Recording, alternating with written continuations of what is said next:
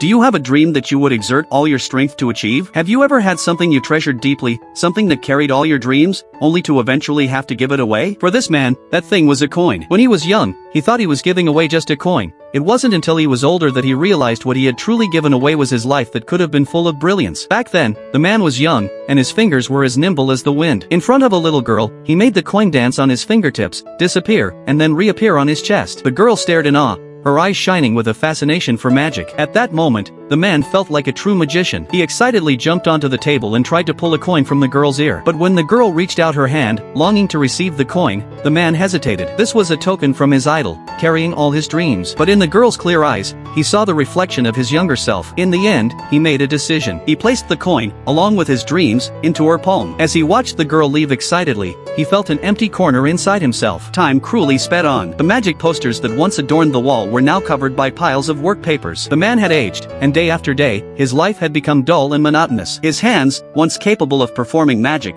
now ached from years of mechanical labor. Even tasks as small as stuffing envelopes had become torturous. Until one day, a brilliant purple light broke the silence. It was a beautiful purple envelope with elegant script on it, to Gerard. Inside, there was a ticket for a magic show. With nervous anticipation, the old man went to the magic hall. Sitting in the VIP section, when the spotlight suddenly shone on him, he panicked, like a child who had done something wrong. The magician on stage gracefully extended his hand and pulled the ticket from the man's pocket. The ticket spun in the magician's hand and, eventually, transformed into a coin. It was the very coin he had given away. The magician placed the coin back into the old man's hand. As the lights came up, the man finally saw clearly that the magician on stage, in the center of everyone's attention, was the same little girl from years ago. She had not forgotten him. She personally draped the magician's cloak over him and invited him to stand center stage. This time, there were no empty post offices, no imaginary audience. The man performed his most spectacular act, greeted by thunderous applause. He had thought he lost his dreams, but in truth, he had planted them in someone else's life, and now they had blossomed. Finally, the man returned to the post office. The old, yellowing magic posters were replaced with the girl's performance posters,